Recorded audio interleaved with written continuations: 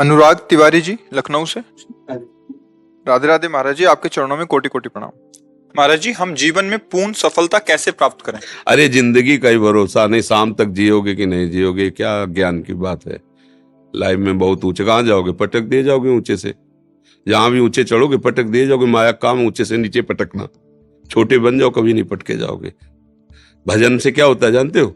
छोटा बना जाता है।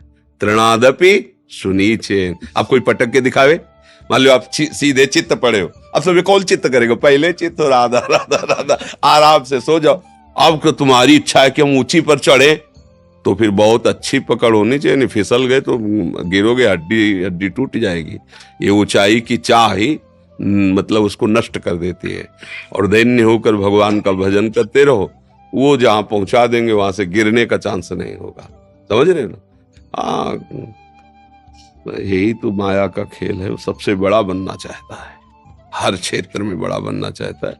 ये दोष भी नहीं, क्योंकि बहुत बड़े का बच्चा है ना, बड़े का भगवान का बच्चा है ना, तो भगवान सबसे बड़े है ना, वो सबसे बड़ा बनना चाहता है।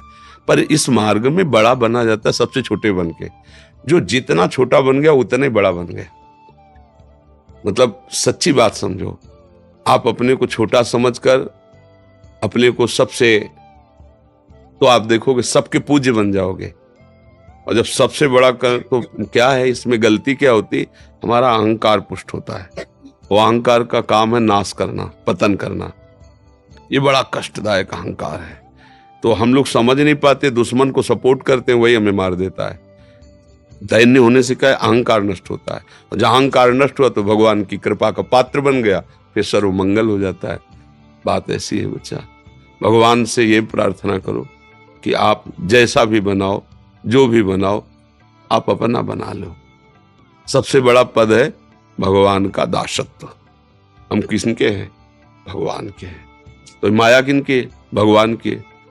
तो जो अंग रक्षक खड़े होते हैं वो सब चेक वाले खड़े होते हैं। सरकारी तो है ना, और सरकारी बिल्ला लगा हो वो सलूट मारेगा। चेकिंग की जरूरत नहीं है। उसके साथ जो, उसके भी चेकिंग की जरूरत नहीं। वो एक बस इतना कहने की जरूरत है। ये बात है। हाँ, पर उसका जहां जिससे मिलने जा रहा है, अंगरक्षक को पता है कि हाँ बहुत मिलता जुलता बैठता है, तब कहने मात्र से नहीं होगा। ऐसे ही जब आप भगवान से मिलते जुलते हो तो माया फिर चेकिंग बंद कर देगी। आप फिर आप जिनको चाहो ले जा सकते हो।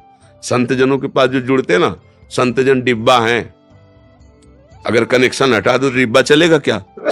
इंजन है आचार्य भगवान, पर इंजन में इतने लोग नहीं पार होते जितने डिब्बा में पार हो जाते हैं।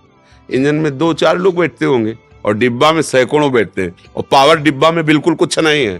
अगर कनेक्शन इंजन से कर तो वही खड़ा रहेगा, नहीं खड़ा रहे। लेकिन इंजन से ज्यादा लोगों को वो यात्रा तय कराता है डिब्बा। और डिब्बा का प्रधान कार्य क्या होता है? इंजन से कनेक्शन बनाए रखना। इंजन है भगवान और हम सब है डिब्बा, है ना। और जब उनसे कनेक्शन है तो पार हो गए। अगर उनसे कनेक्शन नहीं तो वहीं खड़े रहोगे, जहां से कनेक्शन हटा वहीं खड़े हो। तो अब हम लोग लौकिक उन्नति की तरफ दृष्टि रखते हैं। तो लौकिक उन्नति का परिणाम अंतिम बताओ। अंतिम परिणाम लौकिक उन्नति। सिकंदर जैसा बादशाह जब जा रहा था तो उसने यही कहा था, जब शरीर पूरा हो तो मेरे हाथ ऐसे खोल देना। कि इतना पराक्रमी, इतना सब कुछ समेटने वाला, आज खाली हाथ जा रहा है, कुछ नहीं है उसके पास। मतलब बादशाह था, सिकंदर नाम से लोग थर्राते थे, वो ऐसे चला। इससे ज्यादा उन्नति तो रावण जब चलता था तो धरती कांपती थी। चलत दसानल डोलत अवली। और उसकी खोपड़ियों में जैसे फुटबॉल में लात मारा जाता ना, बंदर ऐसे लात मारते थे। तब मंदोदरी जी ने कहा, राम विमुख अस हाल तुम्हारा, रहा न कोकुल रोवन। तेरी छाती पे बैठ के आंसू गिराने वाला नहीं रह गया कोई। क्यों ऐसा हाल तेरा? इसलिए हुआ कि तू भगवान से विमुख था। तो भगवान से विमुख होने पर तो कोई भी उन्नति, उसका परिणाम क्या है? अगर हम भगवान के हैं तो हमारी बहुत बड़ी उन्नति क्या है? ये जीवन जैसे बने वैसे कटेगा, लेकिन अंत में हम भगवान के पास जाएंगे, अपने प्रभु से मिलेंगे, हमारा जन्म मरण छूट जाएगा, सदा सदा के लिए परमानंद में। और इसी जन्म में उसका लाभ देखने को मिलता है। एक बेपरवाही आती है, एक मस्ती आती है, एक भरोसा होता है। बहुत बड़े भगवान हमारे साथ है ना, उनका हम नाम जप करते हैं, उनके भरोसे पे हैं। और आज तक भगवान ने कभी किसी का भरोसा नहीं तोड़ा। आश्चर्य में उसके जीवन में घटनाएं घटने लगती जो भगवान का भरोसा कर लेता है। एक बार भाई जी महाराज गीता वाटिका में थे तो तत्काल एक तार आया, गांधी जी के परिकर के उनके भतीजे आज सब वो गोरखपुर से निकल रहे थे, वो भूखे थे। तो उन्होंने भाई जी को तार से सूचना दी कि कुछ ही समय में हम स्टेशन पर पहुंचने वाले हैं, यदि हमारी भोजन व्यवस्था हो जाए तो हम मतलब अच्छा हो। भाई जी के पास तार पर भाई जी ने कहा कि 2500 लोगों का भोजन तत्काल, और भाई जी बड़े अकिंचन भाव से रहते थे, कैसे हो सकता, मतलब कैसे हो सकता है, तुरंत कोई ऐसा तो नहीं जादू करे। तो उन्होंने कहा जिनके भरोसे उन्होंने तार भेजा वही व्यवस्था करेंगे।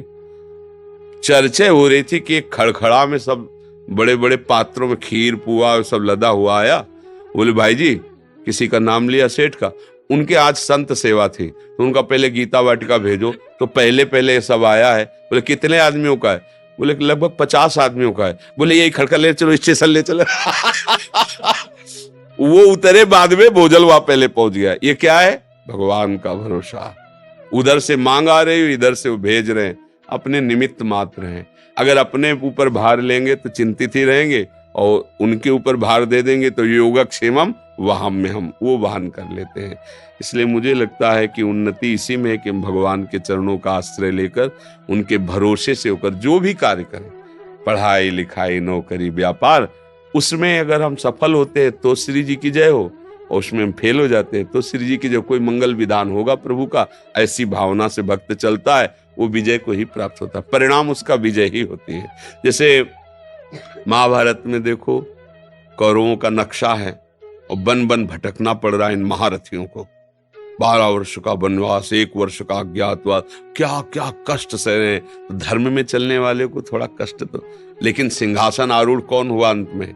महाराज युधिष्ठिर, धर्मराज युधिष्ठिर हुए और कौरवों का वंश विनाश हो गया। तो अगर हम धर्म से चले तो वास्तविक उन्नति मिलेगी। थोड़ा कष्ट तो हो सकता है, वो भी हमारे पाप हैं, उनका नाश हो रहा है, इसलिए ऐसा नहीं कि भगवान दे रहे हैं, नहीं नहीं नहीं, वो हमारे पूर्व के किए हुए पाप है, उनका क्षय हो जाएगा तो हमारे जो वर्तमान के पुण्य हैं, सुकृत हैं, वो हमें मंगलमय कर देंगे। तो इसलिए बच्चा उन्नति तो भगवान के चरणों में समर्पित होने पर है। हमारी दृष्टि में लौकिक उन्नति कोई उन्नति नहीं है। यदि भगवान से सत्यता में हमारा जुड़ाव हो गया है तो कोई जाने न जाने विश्वात्मा भगवान तो जान रहे हैं ना। अगर भगवान से संबंध नहीं, संसार सब जान रहा है, तो इसकी ऐसी दशा है, ये 1 मिनट सिंहासन में रख के आपको पूजेगा, दूसरे मिनट नाली में फेंक देगा।